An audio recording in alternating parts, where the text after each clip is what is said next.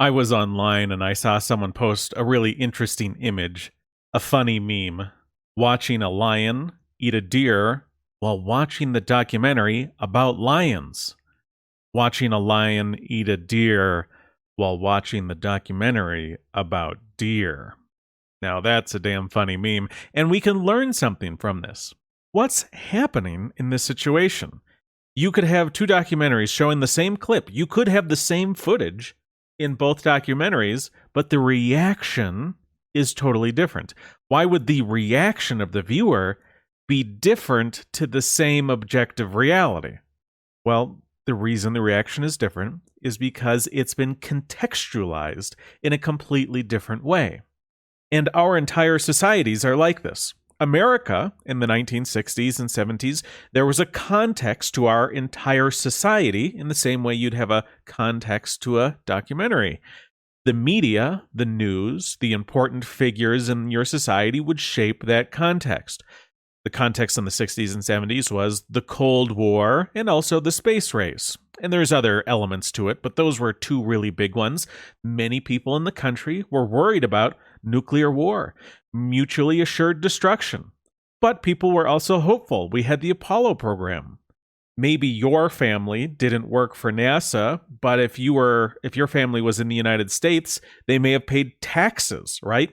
They were at least a small part of this great national effort to put a man on the moon. Our media, our elected officials, and everyone on the street was talking about it. And that which helped America get to the moon was good.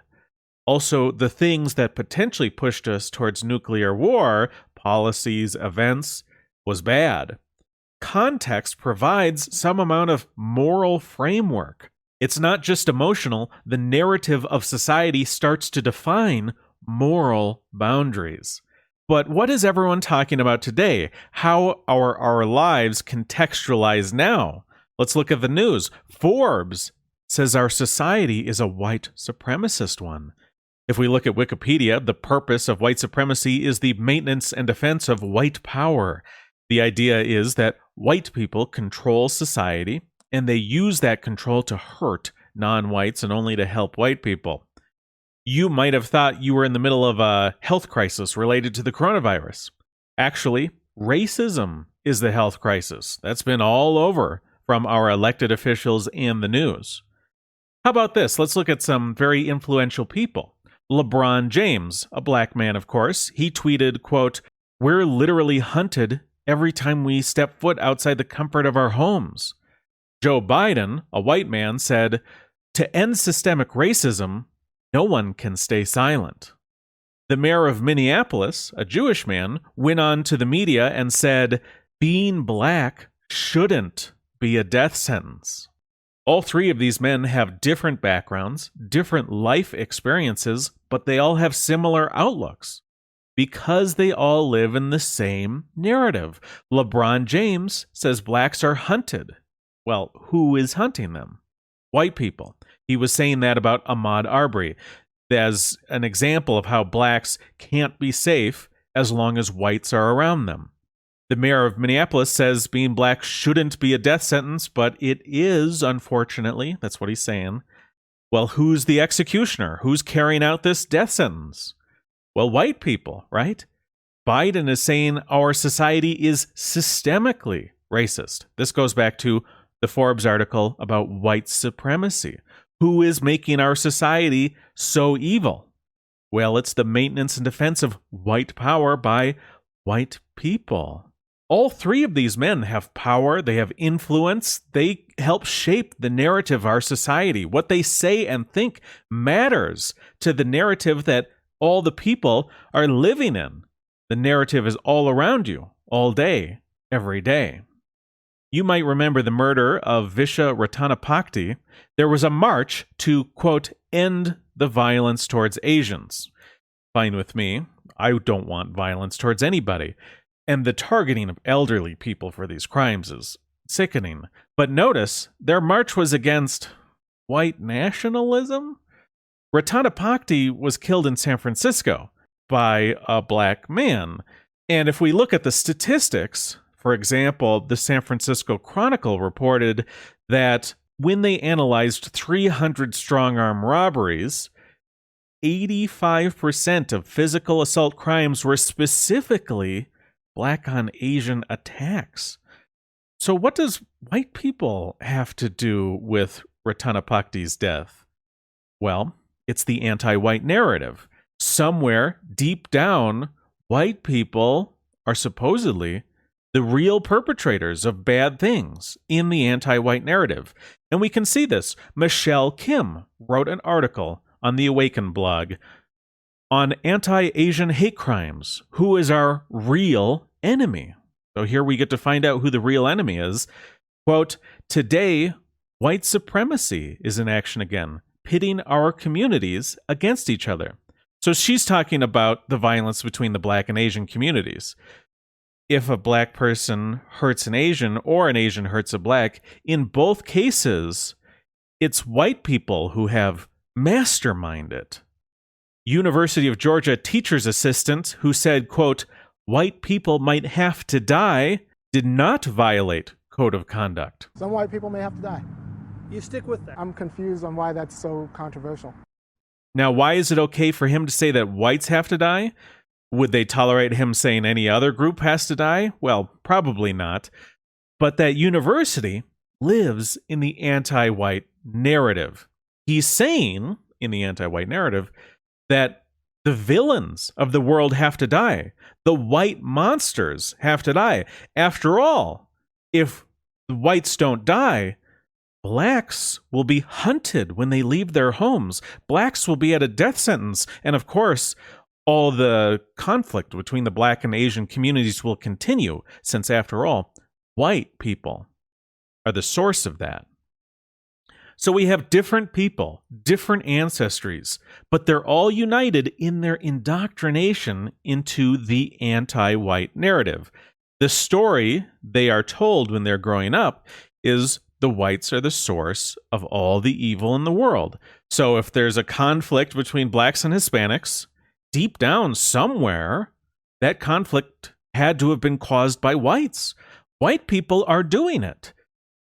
So when you're dealing with these people, you could point out how in some ways they're factually incorrect. But we do need to go further. We do need to point out that these people are anti-white. They're pushing the anti-white narrative. Let's look at another example. Have you heard this nonsense? People saying like, oh, Dungeons and Dragons is white supremacist or racist because supposedly the orcs represent Black people. That's what they're saying. There are a few ways to argue against this. You could argue against the claim directly. You could say, no, they're not. It's not like a representation because they're so different. You could pick up the 1970s original Dungeons and Dragons book. You could point out there's really no similarities.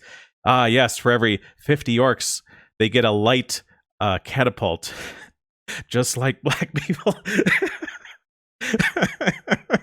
That would be kind of funny. You know, even in the original book, they talk about how orcs dislike sunlight and they try and avoid it. Meanwhile, actual Black people come from the sunniest places on Earth. That's where they flourish. Interestingly, Blacks, as they've moved out of the tropics into more temperate regions like the United States, Canada, and Europe, they've actually suffered vitamin D deficiencies from a lack of sunlight. So really, there's like no relation at all between Blacks and orcs. That's one way to approach this issue. You could talk about this nerdy stuff. You could point out that what people are saying is factually inaccurate, and that might be sometimes useful, but the reason people are saying this kind of stuff is because those people are anti-white, okay? Antero Garcia wrote a paper in 2017 titled Privilege, Power, and Dungeons and Dragons, How Systems Shape Racial and Gender Identities in Tabletop Role-Playing Games. He pointed out in the paper that, quote, D&D was developed out of the wargaming communities comprised largely of white men. And he went on to say later in the paper, quote, Gygax listed the authors who inspired his game design in the appendix in the 1979 edition of the Dungeon Master's Guide. Unsurprisingly, the 30 authors listed are all white. Oh no, 30 white people contributed to creating a fun thing that everyone gets to enjoy. Garcia is anti-white. People, like Garcia, noticed that the tabletop role-playing games were largely created by white people. They noticed that still today, the tabletop community still has a lot of white people in it. So they yell about it. White people made this? Well, then it's bad because whites are bad. White people play it? Well, it's bad because whites are bad. You could systematically go through Garcia's paper. You could go through all these claims about how orcs are supposed to represent black people or whatever else. And you could find little factual inaccuracies. And you could say, well, they were kind of wrong because of this, and this is not a correct representation of the truth. But you might have to, at some point, just get to it and point out, hey, he's anti-white.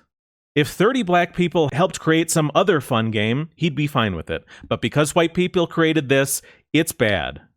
And please do not call these people, quote unquote, racist. That muddies the water far too much. These people are anti-white.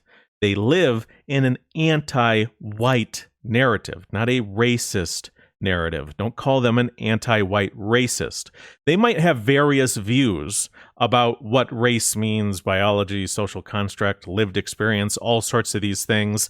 A lot of them believe that if whites were gone, if whites had been erased from all our cities and all our countries, the rest of the world would get on wonderfully, that everyone would hold hands and sing Kumbaya because we're the source of evil in their narrative.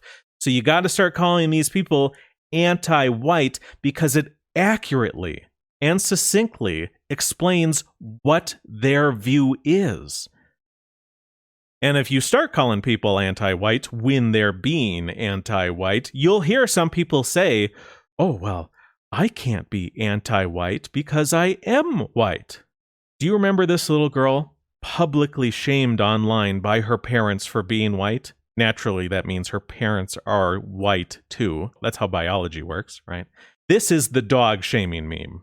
Have you seen that meme? A dog will have done something bad, so the owners will write out a sign about the shameful acts of the dog, put it in front of the dog, and publicly shame their dog online. Well, there are white people who are anti-white. They live in the anti-white narrative, and they will abuse their children in the same way.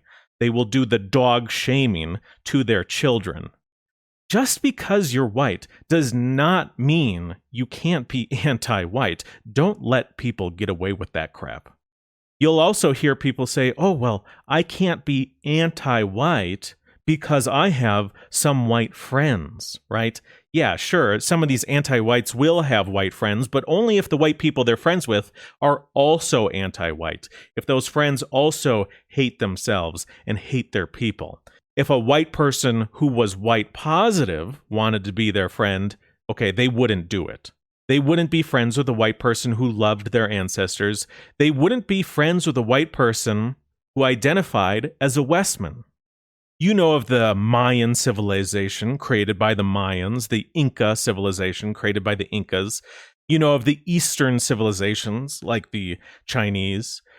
Well, who created Western civilization? What's that group? Well, they're the Westmen, right? If you're white, you are a Westman, right? Your ethnic group, your race created Western civilization. White positive people think Western kind, our kind, is good. They think the civilization that Western kind builds, what we call Western civilization, is good. These people who say, well, they can't be anti-white because they have white friends, those white friends have to dislike the fact they're white, dislike Westmen, and dislike Western civilization, which is the kind of civilization that Westmen build. Now, this is why pointing out of double standards gets so tedious at times. You know, I pointed out a double standard a minute ago. I said, like, Garcia would be fine if black people created a game, but when 30 white people build or influence a Dungeon Master's Guide, and now all of a sudden it's bad, right? But this only appears to be a double standard from the outside. Many of us see it as a double standard, but That's not how you're going to understand it if you really understand the anti-white narrative, right? From his perspective, he strikes out at evil and doesn't strike out at good. And there's no contradiction in that. There's no double standard in that. In the anti-white narrative, whites are the source of evil, and everyone else is not. That's why it's not a double standard once you're in the anti-white narrative.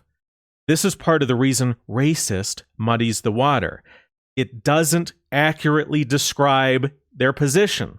Their position is anti-whitism. Anti-whites would denigrate white children. Anti-whites would attack white people. Anti-whites victimize white people because white people, in their view, are the source of evil. And keep in mind, this is the moral framework. If you strike out at evil, then you are good. That's one of the easiest ways to be good, is just to be an enemy of evil. So again, to them, it's not a double standard, and calling them racist won't do anything. We need to understand it correctly as anti-white. So that's why at this point, someone will say to me, can you believe this? Can you believe this person? And they'll quote some anti-white saying some awful thing about Western kind.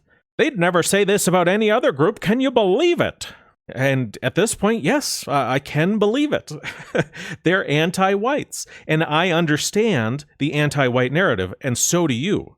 You will understand that they victimize whites uniquely because whites are the source of evil in their narrative. They look at Western kind, they feel hate, they've been taught to hate us because we're the source of evil in their story, in their narrative.